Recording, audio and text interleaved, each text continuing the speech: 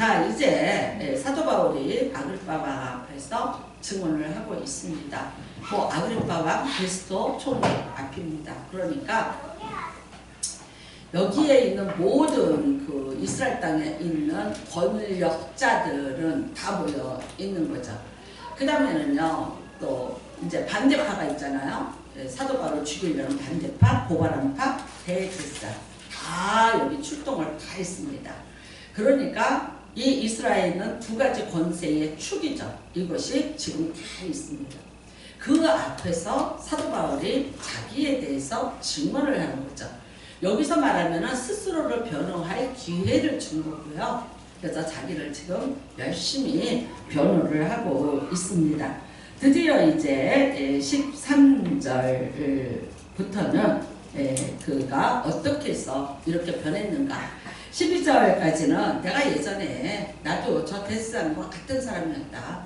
예수 믿는 사람들 오게 나갔다 가두고 죽이고 그 일을 내가 업으로 삼았던 사람이다. 그런데 내가 갑자기 저들의 반대편에 지금 서게 된 것에 대한 경황들을 설명을 하기 시작을 합니다. 그런데 여러분 사실 이 설명이 여기만 있는 것은 아니에요. 그쵸? 자, 사도행전에 세 군데 나옵니다. 9장에 나오고 22장에 나오고 그 다음에 여기 26장입니다. 9장에서는 아무도 없었습니다. 물론 자기 동료들과 같이 가다 보니까 이제 말을 타고 갔고 자기는 말에서 굴러 떨어졌고 그 다음에 그 황당한 사건 앞에서 빛 가운데서 자기가 눈이 멀어버렸고 정오였으니까 이게 무슨 술에 취한 것도 아니고 뭐 깜깜한 밤중에 실수해서 일어난 일도 아니에요. 정오라고 분명히 되어 있으면 멀건 대낮에. 그래서 어쩌면 자기가 눈에 순간에 안 보였을 때 아 내가 너무나 이 다마스커스의 강한 이 햇빛에 내가 순간 이렇게 뭐 어지럼이 왔나 보다 뭐 무슨 이상이 왔나 보다 라고 생각을 했을지 몰라요. 그런데 바로 예수님의 놀라운 음성이 들렸고 그 다음에 누구냐고 이제 물었고 그 다음에 나는 내가 박해하는 예수라. 근데 여기까지입니다. 그 다음에는 내가 내게 할 말이 있으니까 어디로 가라. 근데 여기까지 아주 간단하게 지금 이제 만남까지입니다. 그런데 이제 22장에를 가니까 똑같은 현장에 똑같은 사건의 이야기인데 이야기가 좀 늘어났습니다. 사도 바울이 뭐라 하냐면 내가 뭘 하리까? 라고 물었다는 거예요.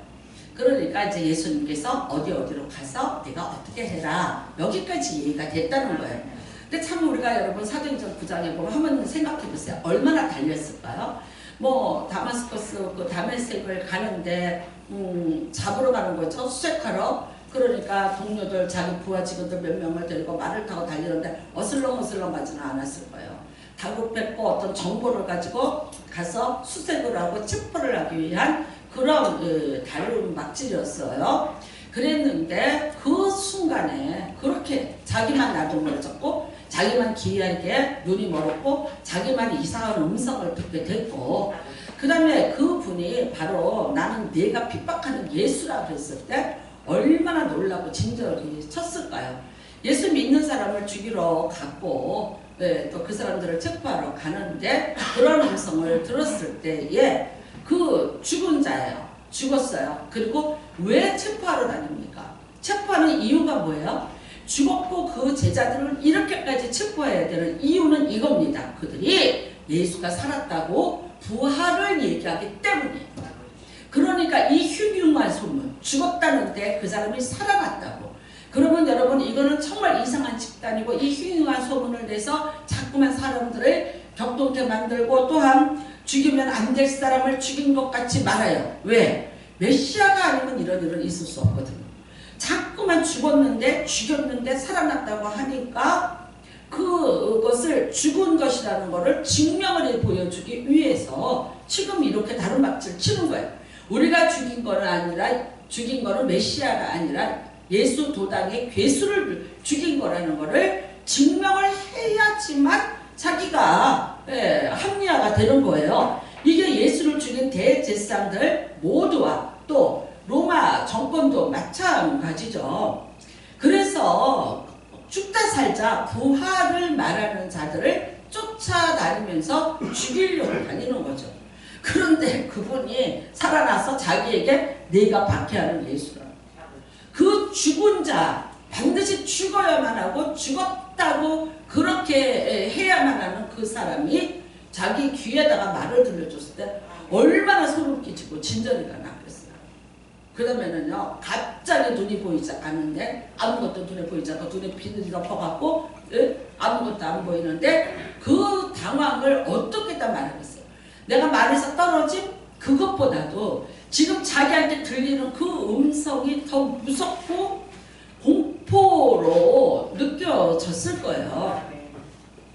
근데 지금 이제 세 번째 증언을 하고 있는 거죠. 네, 지금 여러분 가장 말하자면 권위 있는 자들 앞에서 이걸 증언하고 있어요. 근데 오늘 증언은요 9장하고 22장하고 또 달라요.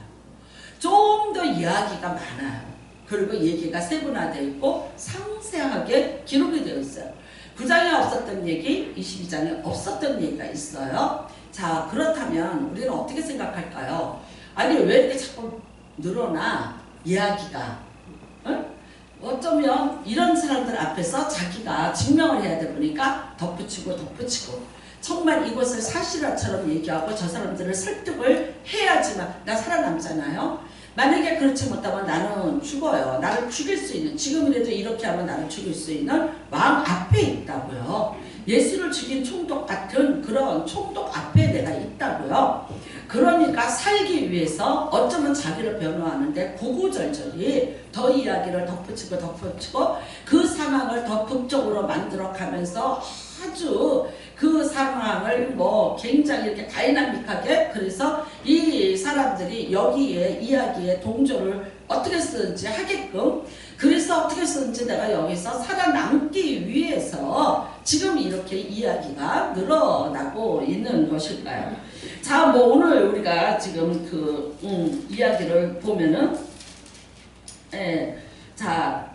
이런 얘기도 추가됐어요. 사울아 내가 어찌하여 나를 박해하느냐. 이것만 있었는데 가시채를 뒷발질하기가 네게 고생이구나. 이 말이 추가가 됐어요. 자, 그냥 박해만 한 것이 아니라 뭐라고 얘기하면 가시채를 뒷발질한다. 이게 무슨 뜻이냐면요, 짐승이 말을 안 들어요. 그러면 주인이 막대기 갖고 툭툭 쳐도 안 돼. 그러면 뾰족한 가시가 있는 걸로 때리는 거예요. 그런데 그러면 얼른 이게 짐승이, 큰 짐승이 빨리 움직여줘야 되는데 어떡하냐? 안 맞으려고 이렇게 뒷발질을 하는 거야. 그러면 어떻게 되겠어요? 그 가시태가 자기 다리를 찌르고 발을 찌르게 되는 거죠. 그러니까 빨리 가라면 앞으로 가면 될 텐데 안 가고 고집을 부르면서 더 버티고 뒷발질하다가 결국은 이제 고난이 더 가중된다는 것이, 이런 자세한 형용사가 붙고 어떤 동사가 붙은 이야기가 여기에 더 추가가 된 거예요. 그리고 내가 대답할 때 주님 유시니까 이거는 뭐 했어요. 나는 네가 박해하는 예수라, 이것도 했어요. 그런데 일어나 발로 서라. 내가 네게 나타나는 것은 곧 내가 나를 본 일과 장차 내가 네게 나타난 일에 너로 종과 증인을 삼으려 함이니. 이 이야기는 9장에는 없어요. 그쵸?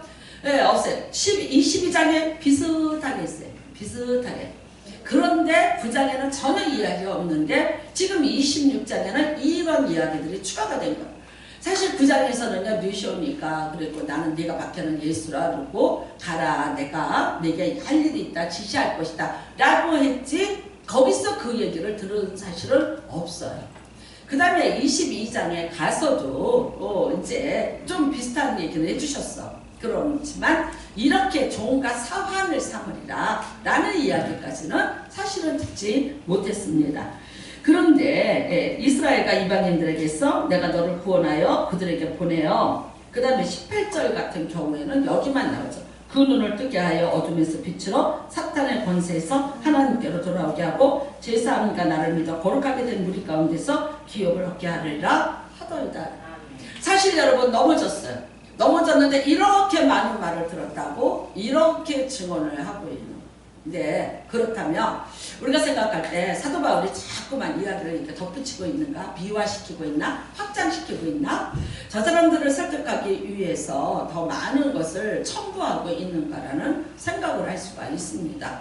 사실 그 간증을 하러 다니는 분들이 몇 분 계셨어요. 예전에 웃으면 보기와요를 그 제작하시던 제작자 분이셨어요. 근데 이분이 간암이 걸리셨어요.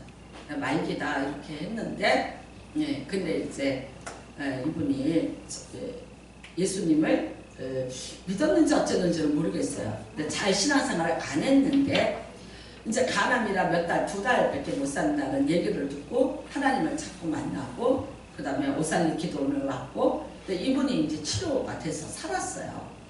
그러니까 이분이 간증이 대단했죠. 오살리 기도원에 무슨 예배마다 여름의 행사마다 이분이 있으셔서 그거를 간증을 했어요. 근데 제가 이렇게 들어보니까 조금씩 몇 번을 듣다 보니까 이야기가 더 얹어지는 것 같은 그런 느낌이 들었어요. 사실 저도 그때는 이런 생각했어요. 자꾸만 이렇게 보태지네. 그런 생각. 왜냐면 더 이제 다이나믹하게, 더 이제, 더 이렇게 격정적으로 해야지만 더 많은 사람들이 식상하지 않고 이렇게 들으니까. 그 다음에 이제 오살리 같은 사람은 들은 사람이 또 들을 수 있잖아요. 그러니까 조금 더 새롭게 각색을 해서 하시나? 저는 이제 그때 그런 생각을 했어요. 근데 여러분, 사도 바울이 그랬을까요? 나는 사도 바울이 그러는 것은 아니라고 생각을 해요. 그리고 지금 오늘 쓰여져 있는 것은요, 그야말로 성경책입니다. 하나님의 말씀이 성경책에 쓰여져 있는데 그런 한 개인의 어떤 감정이라든가 어떤 그런 얄팍한 그런 일들이 여기에 첨부되고 허락됐다고는 생각하지 않습니다. 그렇다면 왜 이야기가 이렇게 달라질 건가? 왜 점점 뭐가 첨부가 되고 있는가라는 것을 한번 묵상을 해보시길 바랍니다. 자, 9장에서 부름을 받고 26장까지 사도 바울의 인생 어땠습니까? 여러분이 지금 저와 같이 이렇게 사도행전을 쭉 옵니다. 80회입니다. 오늘이 80번째입니다. 제가 또 이런 얘기하죠. 세계에서 사도행전 26장까지 오는데 80번 설교한 사람이 있으면 찾아와. 아무도 놀라지도 않아. 나도 안 찾아봐서 몰라. 근데 제가 알기로 사도행전을 하신 우리나라의 몇몇 목사님들 거기까지는 안 갔어요. 지금 제가 가면 90회는 갈 것 같아요. 그게 중요한 건 아니죠. 뭘 말하는가 중요한 건데 왜 제가 이런 얘기를 하냐면 여기까지 오면서 여러분 많은 얘기 들으셨어요. 80번인데 9장에 24번이더라고요. 그러면 24번부터 여기까지 오면서 우리 뭐 배우셨어요? 사도 바울이 뭐라고 살았는가? 어떻게 살았는가에 대해서 배웠어요. 9장서부터 26장까지 사도 바울이 살아온 시간들에 대해서 배웠어요. 어떤 시간들이었습니까? 사실 그가 말에서 추락을 하면서 그 인생 추락한 거죠. 네, 달리던 사람이에요. 신나게 출세의 길을 달리던 사람이에요. 높은 말을 타고 달릴 수 있었던 높은 자리에 있었던 사람이에요. 너무나 여러분들 다 잘 아세요. 학벌이냐 문벌이냐 그 사람이 갖고 있는 모든 스펙이라는 것은 너무나 화려했어요. 그 다음에는요, 지금 가장 출세를 빨리 할 수 있는 유일한 길은 뭐냐? 이 예수 도당들을 잡아서 가두는 거예요. 이게 제일 빠른 길이에요. 그 제일 빠른 거를 정확하게 찝고 자기의 출세길을 지금 뛰고 있는 사람이 이 사람이에요. 이 사람에게 신임을 했어요. 왜? 스테반 잡아서 죽이는 거 보고 와, 너 능력 있다? 그러니까 지금 다메섹에 이때더라. 가서 수색해서 잡아와. 죽여라. 아니 그 자리에서 죽여도 돼요. 현장에서 죽일 수 있는 권한까지 부여받을 만큼 사도 바울은 모든 걸 갖고 있는 사람이에요. 세상의 부귀, 또 세상의 권세, 영화 다 갖고 있는 사람이에요. 그런데 그야말로 그것이 추락하는 것은 날개가 없다. 그거와 같이 다 추락하고 떨어졌어요. 말에서 떨어진 것이 아니라 그의 인생의 전반부의 모든 것으로부터 그는 떨어져 나왔고 낙이 무너지기 시작을 했습니다. 그런데 그 다음부터는 어떻게 됐을까요? 네, 철저한 고립이죠. 사도들로부터는 외면당했어요. 저쪽으로부터는요, 버림받았어요. 여러분, 사람이 모든 관계가 끊어진다는 거 너무나 무서운 거죠. 부모로부터, 그 다음에는 모든 가족으로부터, 자기가 알고 있는 모든 사람으로부터 철저하게 버려지고 외면당했어요. 그러면 이쪽에서는 환영해줬나요? 안 그랬어요. 사도들이 그를 의심했고, 그리고 기득권 받게 인물이라서 요주의 인물로 늘 낙인을 찍고 의심했어요. 그 다음에 그가 지금까지 오면서는요, 수많은 고난을 겪어야 됐어요. 우리 벌써 보세요. 그가 옥에 갇혀서 갇혀서 매를 맞고 착고에 채워졌던 일들, 그 다음에 성에서 모든 사람들이 죽이려고 드니까 밤에 야밤에 바구니를 타고 도망을 가야 됐던 얘기들. 어쩌면 여기 앉아 계신 분들은 다 기억하고 있을 줄 모르지만, 그러나 9장 이후로부터 사도 바울의 인생 여기까지 오는 이 과정은 말할 수 없는 힘든 과정들을 그가 겪게 됩니다. 투옥당했습니다. 도망다녔습니다. 동료의 배신을 만났습니다. 아픔을 당했습니다. 조롱을 당했습니다. 뿐만 아닙니다. 내가 40에 하나 가만 매를 3번을 맞았다고. 태장을 3번 맞았어요. 40은 사형이에요. 39는 무기징역이에요. 그거를 3번을 맞았어요. 온몸이 다 망가진 거예요. 그러니까 여러분, 사도 바울이 눈은 안질로 인해서, 그 다음에 몸은 다 뼈가 으스러질 대로 으스러진 그런 아픔과 고통을 가지고 있었던 것을 볼 수 있고요. 또 뿐만 아니에요. 많은 또 자기가 제자라고 양육을 했는데 그 사람들이 배신하고 떠나는 일들이 너무나 많았고요. 사도 바울이 나중에 여러분 자기를 증언합니다. 고린도전서에서 내가 죽을 만큼 힘이 들었다고 말하고 있어요. 나는 내가 죽은 줄 알았다고 말하고 있어요. 이런 고통을 겪었어요. 그러면 여러분 9장에서 그가 그렇게 예수 그리스도를 만났어요. 그런데 26장에 와서 왜 이 이야기가 이렇게 선명해졌을까? 그 고난이에요. 아픔이에요. 다 실패한 것 같아요. 다 잃어버린 것 같아요. 근데 그 실패와 고통과 아픔을 통해서 누가 살아나기 시작을 했어요? 누가 보여줬어요? 누가 이해가 됐어요? 누가 만나지고 있었나요? 예수 그리스도. 예수 그리스도입니다.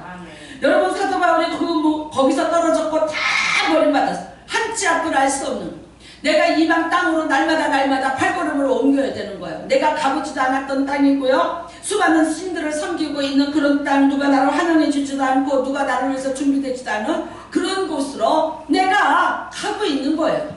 그런데 거기 가서 정말 어떤 때는 영혼을 구원할 때도 있었지만, 아니 매만 맞고 쫓겨날 때도 있었다.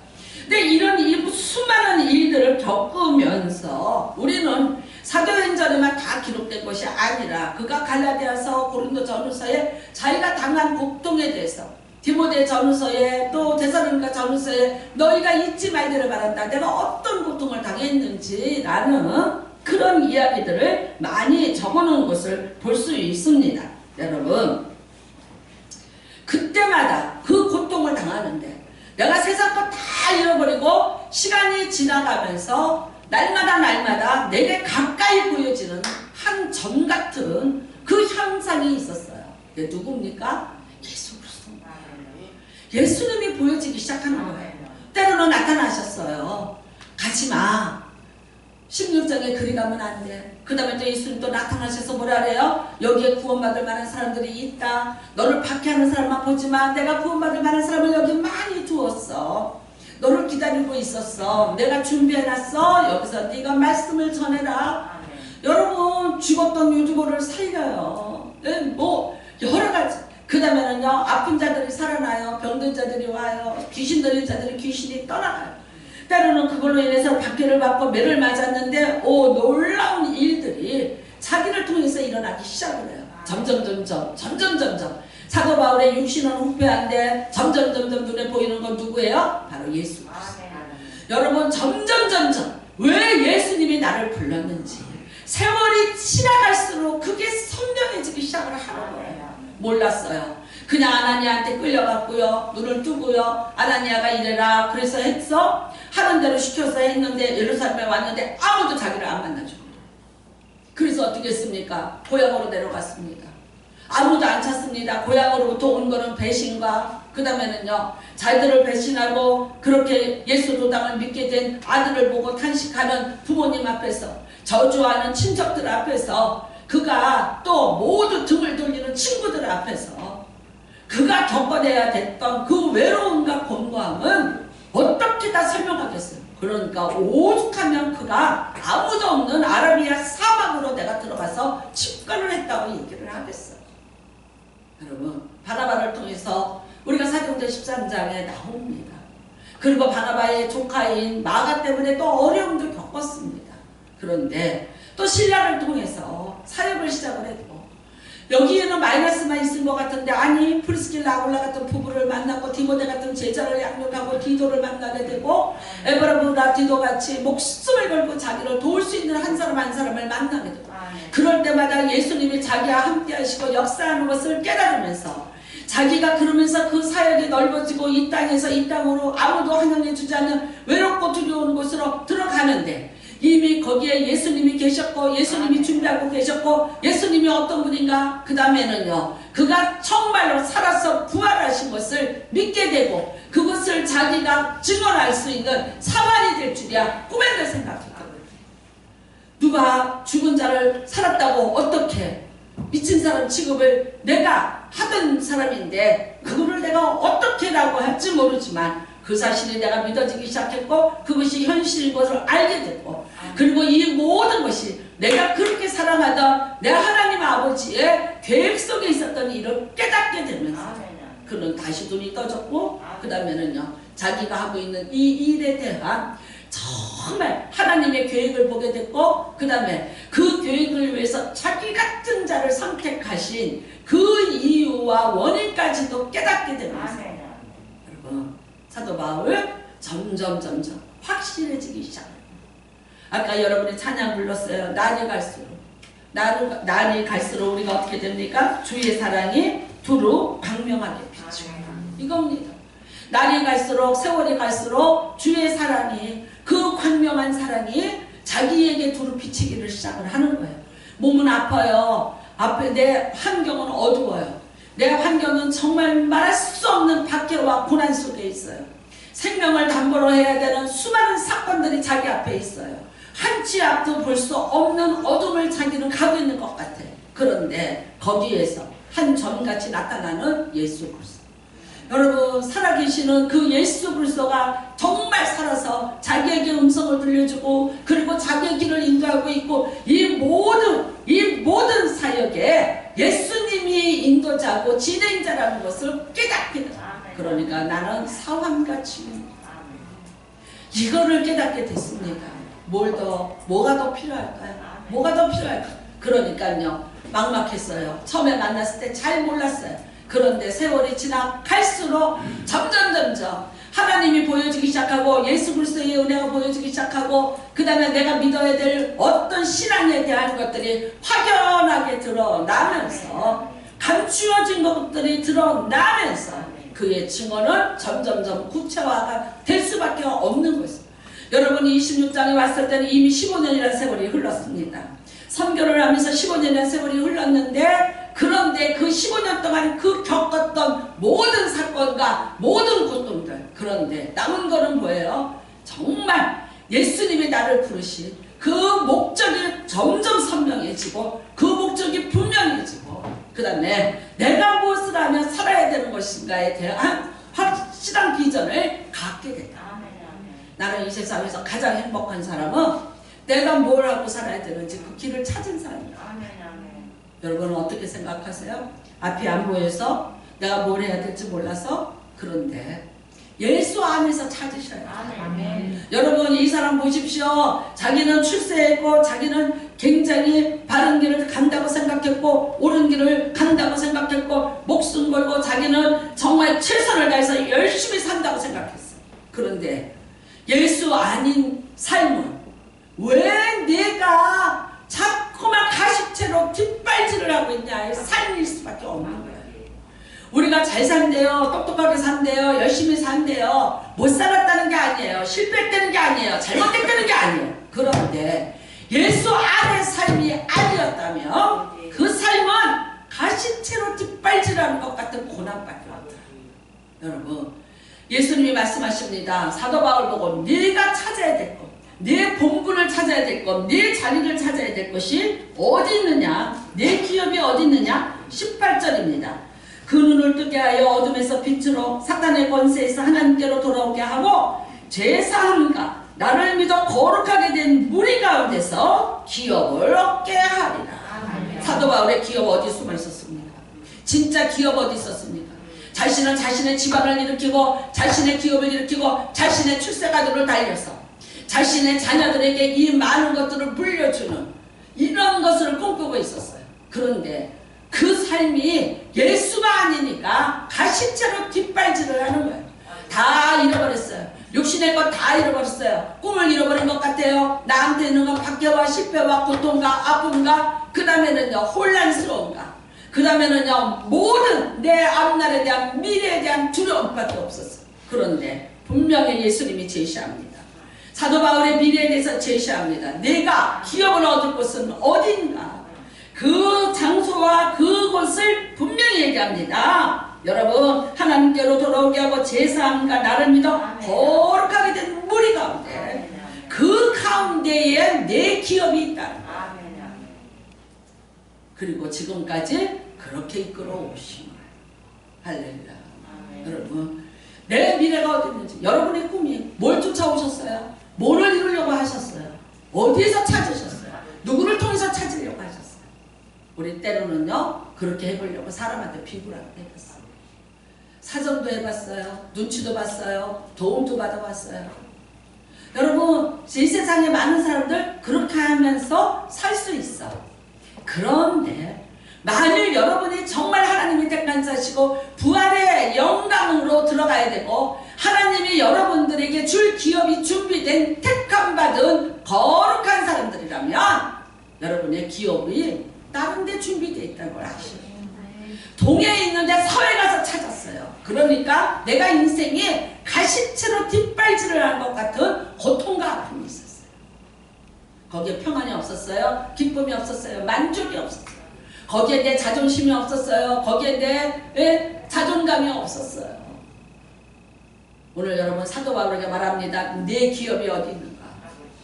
거룩한 불이 그 가운데 있는데 그 거룩한 무리가 누구냐? 너를 통해서 예수 그리스도를 믿게 되고 죄사함을 얻어서 하나님 앞에 나온 자들, 그 자들, 내가 그러기 위해서 지금까지 피땀을 흘렸고 눈물을 당했고 네가 매를 맞았고 네가 오래 투옥을 했고 네가 여러 번 어려운 일을 겪었는데 그러면서 돌아온 자들, 그러면서 하나님 앞으로 온 그 자들에게서 내 기업이 있다는 거예요. 저는 가끔 이런 생각해요. 내가 누구를 위해서 살아.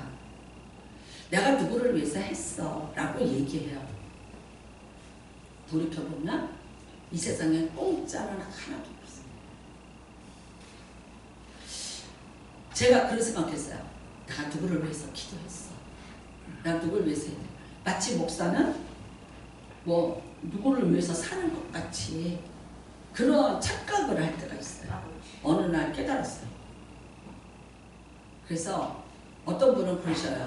아니 저 목사님은 내가 성도들을 위해서 기도합니다. 여러분들을 위해서 내가 헌신합니다. 나 여러분들을 목숨같이 사랑합니다. 그래야 되는데 각자 구원은 자기가 알아서 하세요. 나는 나 천국 가기 바빠요. 왜 저런 얘기를 목사님이 왜 할까? 그리고 또 이제 그럴 거야. 안 해도 될 얘기를 왜 하실까? 저는 안 해도 될 얘기 참 많이 하는 게 특징이에요. 그거 제 특기니까 그냥 내버려 두시오. 근데 어떤 누구에게는 안 해도 될 얘기인데 어떤 누구에게는 들어서 기분 좋은 얘기도 있어요. 그러니까 혼자 앉아서 1대1로 있을 때 기분 나쁘게 말하고 기분 나쁘게 말했다고 하세요. 근데 나 아닌 다른 사람이 있을 때는 아, 내 얘기는 아니고 다른 사람 얘기구나 라고 하시면 돼. 어떤 사람은 뭐라 그러는지 아세요? 나는 그래서 우리 목사님 좋아해. 말이야 거룩한 척하고 말이야. 나는 안 그래서 너무 좋다. 그런 사람도 있어 이 중에. 너무 노골적으로 하지 마세요. 부끄럽구만. 쑥스럽구만. 근데 사실 그래요. 하나님 알아간다. 내가 누구를 위해서 산다? 아니에요. 여러분 사도 바울이 한 사람 한 사람은 이방인을 전도해서 그들에게 예수를 믿게 하려고 한 것 같지. 그런데 예수님 뭐라 그러세요? 네 기업이 그들 가운데 있다. 기업은 뭐예요? 상급이에요. 그것이 네가 그들 가운데 있다. 하나님이 여러분 후이되어 넘치도록 돌려주시더라. 얼마나 감사해요. 내가 누구를 위해서 산다는 그런 오만함과 그런 어떤 대가성 그런 거는 의미 없는 일일 것 같아요. 여러분, 참 자기 값어치를 어디서 인정받아요? 진짜 바울의 값어치 어디 있었어요? 그 사람들. 너로 말미암아 예수를 알고 회개하고 죄사함을 얻어 아버지 앞으로 진짜 돌아온 거룩한 무리들 가운데. 네, 거기가 사도 바울이 사도 바울 됨을 인정받는 자리고요. 거기가 면류관을 쓸 자리고요. 그것이 바로 하나님이 원하시는 것이었고요. 자기의 인생에 분명한 어떤 목적을 성취하는 곳이 거기였어요. 그곳은 영광이에요. 가시처럼 뒷발질하는 것이 아니에요. 예수 믿으면 망할 것 같고 예수 잘 믿으면 다 어떻게 될 것 같고 아니요. 세상 사람의 통계 갖고 얘기하지 마세요. 누가 그랬더라 갖고 말하지 마세요. 저는 제가 개척할 때 제가 늘 말하잖아요. 그래서 지금도 제가 그 동생 별로 안 좋아해요. IMF 때 교회에서 오는 여자가 어딨어. 큰 누나가 지금 미친 짓 하니까 다른 형제들한테 다 그랬대요. 절대 돈 꿔주지 말라고. 못 받을 거니까. 안 꿨어요. 안 꿨어. 근데 꿀 일이 있었어요. 꿀 일이 있었어요. 지금 이거를 빨리 여기다 넣어줘야 될 일이 있었어요. 근데 둘째 동생이 언니 해줄게. 내일 해줄게. 비가 막 쏟아지는데 그 은행에 가서 기다리고 있었어요. 근데 그 둘째 동생이 전화를 안 받아. 은행 마감 시간이 다 돼가는 거야. 내가 피가 마르는 거예요. 그래서 계속 전화를 했더니 나중에 받아서 하는 말, 언니 너무 미안해. 사실은 다섯째가 이런 말을 했어. 언니 내 돈이 아니고 신랑 돈이잖아. 그러니까 내가 못 꿔줘. 미안해. 그러면 네가 그걸 진작 얘기했어야지. 나 지금 은행에 있어. 2시간째 기다리고 있는 거야. 맞아. IMF 때 교회 세웠으니까 망하는 줄 알고 지네들 돈 꿔달라는 갖고 다 망하게 할 줄 알고. 그래서 그 다음부터 입 다물었어요. 필요했어요. 절대 사람한테 연락 안 했어요. 그런데 어떤 일이 있었냐면 그 은혜 엄마한테 제가 가계대출을 받은 거예요. 근데 왜 그랬냐면 제가 은혜를 그렇게 해준 적이 있어요. 해줘서 서울로 이사를 시켰어요. 근데 나는 그거에 3분의 1밖에 안 되는 돈이니까 너도 나 가계대출 좀 해줘줬어. 같이 일지니까. 받았는데 갑자기 이틀 안에 달라는 거예요. 이틀 안에. 어디서 만들어요? 제가 기도를 교회에서 기도했는데 뭐라고 기도를 했냐면 차라리 죽이세요. 차라리 죽이세요. 그랬어요. 그랬는데 갑자기 뒤에서 과부가 둘이 있었는데 우리 교회에 우는 거예요. 그러니까 교회 지하에 불이 켜졌으니까 어머 목사님 계신가 봐. 그러고 들어오는 거예요. 차가 있으니까. 왔는데 목사님이 불도 안 켜고 죽여주세요. 차라리 죽이세요. 죽이세요. 그러니까 뒤에서 얘네들이 뭐라고 기도하고 있었는지 아세요? 죽이지 마세요. 죽이지 마세요. 듣지 마세요. 우리 전도사님이 하시는 말을 듣지 마세요. 아니, 살려주세요. 살려주세요. 이러고 기도하고. 그럼 뭐가 잉잉잉잉 울어갖고 귀신인 줄 알고 뒤를 돌아봤더니 과부 둘이 앉아갖고 그러고 기도를 하고 있더라고요. 근데 아세요? 그날 밤새도록 제가 이렇게 기도를 했는데 그래도 새벽 기도를 했어요. 새벽 기도하고 또 엎드려서 있는데 갑자기 목동 사는 친구가 1년 만에 전화를 했어요. 뭐라는 줄 아세요? 첫 마디가 자기 어디요? 지금 그 엘림 한의원 그 엄마예요. 네, 그 한의사 엄마예요. 그러면서 이래요. 자기 에휴 자기는 돈 안 필요하지? 왜? 에이, 자기야 뭐 자기 신랑이 돈 잘 버는데 뭐 필요하겠어? 에이, 내가 그냥 괜히 전화해봤어. 잘 있어 이래. 빨랑 말해봐. 나 필요해. 그랬더니 개를 2천만 원 탔대요. 근데 자기 큰 신우가 개척을 하는 목사예요. 돈 달라는데. 근데 이 돈을 뺏기게 생겼대. 그래서 고민을 하다가 저도 개척을 해놓고 돈이 혹시 안 필요할까? 그래서 전화를 해본 거라는 거예요. 얼마니? 딱 그랬어요. 딱 그랬어. 10원 한 장 모자라지 않는 그랬어. 그래서 제가 뭐라 그럴게요? 내가 지금 계좌 불러줄게. 그리 바로 보내. 바로 갔어요. 사람한테 징징 안 거리니까. 그래서 저는 그때 그렇게 막았던 그 동생한테 깨닫게 해줘서 고맙기는 해. 근데 섭섭은 해. 그쵸? 섭섭은 해. 아니 그렇지만 제가 나중에 또 지가 힘들다 할 때 잘 해줬어요. 네 여러분, 사람이 내가 내 길을 못 찾아. 사도 바울이 얼떨김에 떨어졌고 얼떨김에 부장에서 얼떨김에. 그런데 십수년을 주님의 인도하심을 따라서 오면서 점점 제가 처음에 개척하고 얼떨김에 정말 준비되지 않은 상태에서 정말 나는 그때 얘기하면요 기가 막힌 얘기밖에 없어요. 근데 세월이 지나서 보니까 그렇게 하나님이 준비하고 계셨어요. 그렇게 하나님의 은혜였는데 제가 이제 오늘도 이 예배가 끝나고 강의를 하고 재정보고를 1년치를 할 거예요. 마이너스 아니에요. 한 번도 마이너스가 된 적이 없어요.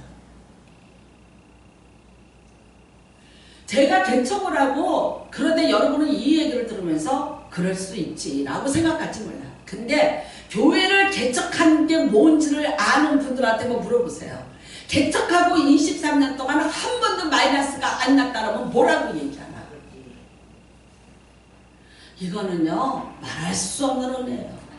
여러분들은 있죠, 은혜 받고 뭐하고. 나는요, 여러분 목사는 뭐가 걱정이 되는 줄 아세요? 재정이 걱정이 돼요. 당장 살림을 살아가야 되는데 걱정하지 않고 살 수 있도록 하나님께서 여호와 일에 준비하고 계시더라고요. 그러니까 걱정하고 살았던 내가 참 그런 거예요. 그런데 그래도 여러분 교회를 몇 개 세웠어요. 우리 의정부에다 세웠지, 홍콩에다 세웠지, 중국에다 4개 세웠지, 교회 몇 개 세웠어요. 필리핀에다 세웠지.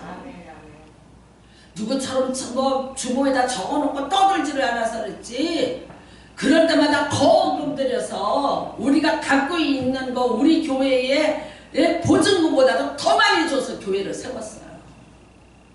그래도 여태까지 살아있어. 여러분 점점 세월이 갈수록 내 육체는 후패하고 내 마음에 상처와 고통과 아픔은 있을지라도 그런데 하나님은 정확히 보여지는 은혜가 임했어요. 예수 그리스도가 누구신지에 대해서 정확히 내가 깨닫는 은혜가 임하기 시작했어요. 자, 상처를 받았습니다. 전쟁터에 나갔어요. 2사람의 병사가 갔습니다. 똑같이 상처를 받았어요. 어떤 한 사람은 이렇게 말할 거예요. 내가 그 전쟁에 나가지만 않았더라면 그놈의 전쟁 때문에 내가 이렇게 총알 흔적이 있고 이걸로 인해서 내가 이런 고통을 받고 있어. 원망하면서 그 상처를 보면서 울분을 토하고 있을지 몰라요. 근데 어떤 사람은요 그 상처를 보면서 어쩌면 이럴 거예요. 내가 나라를 구한 자야. 나라를 구한 자. 이 총을 맞고도 내가 살아난 자야. 그래서 내가 이 땅에 이렇게 많은 사람들을 편하게 살 수 있도록 나는 땅을 사수한 사람이야.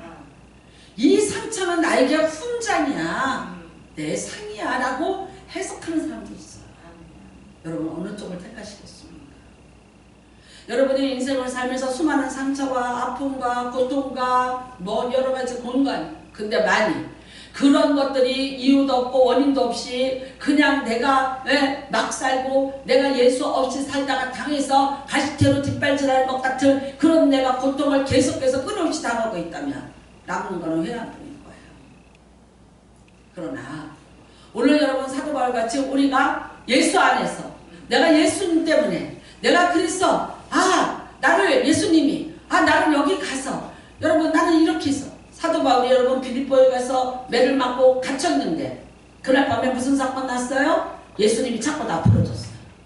예수님이 여러분 거기서 있던 모든 사람들 다 다른 박질 치게 만들어서 그 사람들이 마게도냐를 다 전도하게 만들어서 가는 곳마다 2차 선교 여행에 교회를 그렇게 세울 수 있는 그 기틀을 만들어 주셨다는 걸 깨달았어요. 내가 실패한 거예요? 내가 잘못 사는 거예요? 내가 안 된 거예요? 아니, 그날 밤에 내가 빌립보 감옥에 안 들어갔더라면 큰일 날 뻔했던 거예요. 내 선교가 힘들고 열매가 늦을 뻔했는데 내가 빌립보 감옥에 들어가서 매를 맞고 착고에 채워졌다가 그랬는데 예수님이 나타나셔서 내 착고를 풀어줬기 때문에 그 한수가 회개하고 돌아왔기 때문에 마게도니아 전 지역의 복음이 그렇게 사형수와 죄수들의 다름질 치는 도망자의 발걸음을 통해서 퍼질 줄을 누가 알았냐. 여러분, 내가 빌립보라는 작은 지역에 가서 복음을 전할 데가 없어요. 회당이 없어요.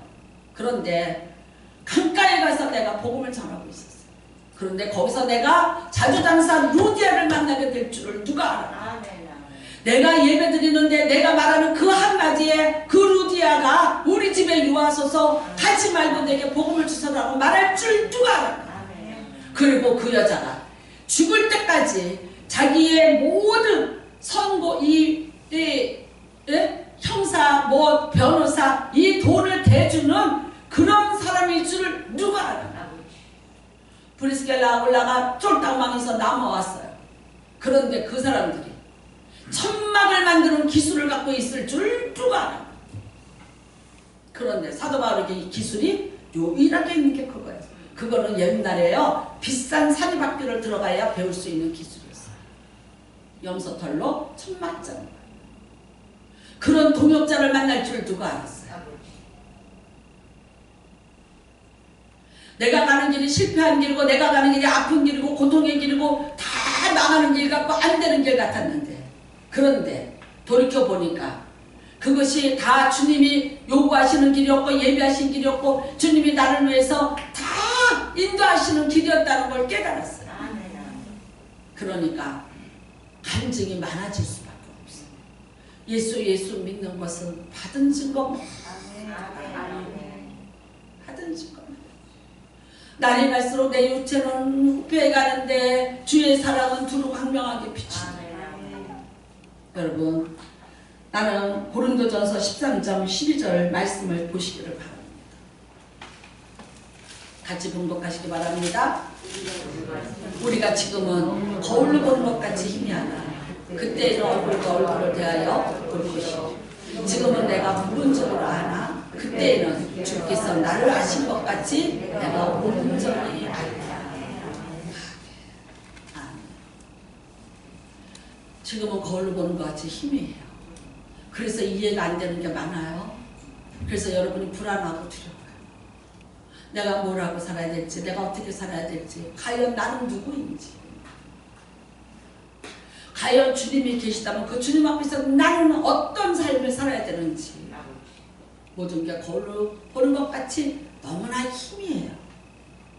근데 그때 사도 바울과 같이 그때 얼굴과 얼굴을 대하여 보시오. 지금은 내가 부분적으로 알아요. 9장에서 부분적으로 알았어요. 22장에서도 다 알지 못했어요. 그런데 26장에서 내가 그때는 주께서 나를 아신 것 같이 내가 온전히 알리라. 예수 그리스도를 온전히 아는 은혜가 임하시기를 주님의 이름으로 축원합니다. 내가 가는 길이 고난의 길이고 힘들고 어려운 길이에요. 이해하기 힘든 길이에요. 그 다음에 나도 용납하기 어려워요. 그 다음에 나도 어떤 결론을 내기가 너무 어려워요. 근데 여러분 분명히 아십시오. 나를 택하신 분이 예수 그리스도. 여러분 한 사람 한 사람을 구원하신 분이 예수 그리스도. 여러분을 위해서 다 계획을 갖고 계시다는 것을 믿으세요.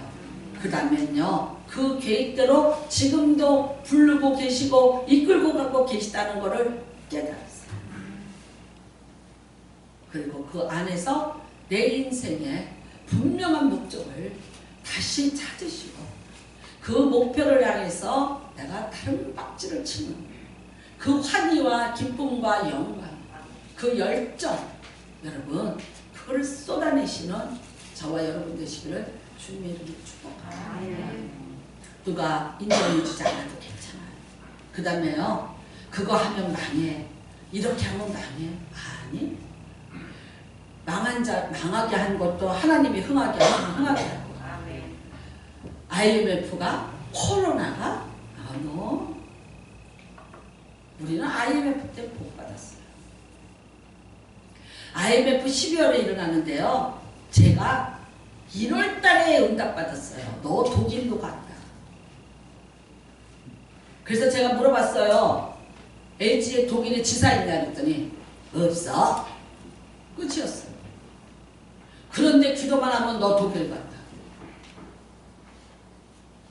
제가 5월 8일 어버이날 산소에 모든 형제들하고 앉아 있었어요. 그런데 얘기했어요. 너 형부이 독일 간다? 어머, 언니 너무 잘됐다. 우리 독일 구경하게 생겼다. 언니 우리 다 초청해줘. 그럼 놀러와. 그게 5월 8일이에요. 8월 달에 박장로가 호주로 출장 갔어요. 독일 세우사스 회장이 부회장이에요. 불렀어요. 니네 나라 IMF 터진다. 그때 네가 다니는 그 LG카본 우리가 인수하고 싶다. 네가 중개 좀 해주래. 그래서 와서 보고했어요. 그때 회장님이 말씀하셨어요. 그 잘 나가는 걸 왜 팔아? 그럴 계획 없어. IMF 터지는 거 몰랐던 건 우리나라밖에 몰랐어요. 12월 5일 날 밤 0시를 기해서 IMF 발령 났어요. 다급하게 그 회장님이 찾았어요. 지금 네가 팔 수 있다. 해보겠습니다. 그래서 독일로는 못 갔는데 독일 회사로 바뀌었어요. IMF와 상관없었어요. 그때 그분이 뭘 해줄까 얘기했어요.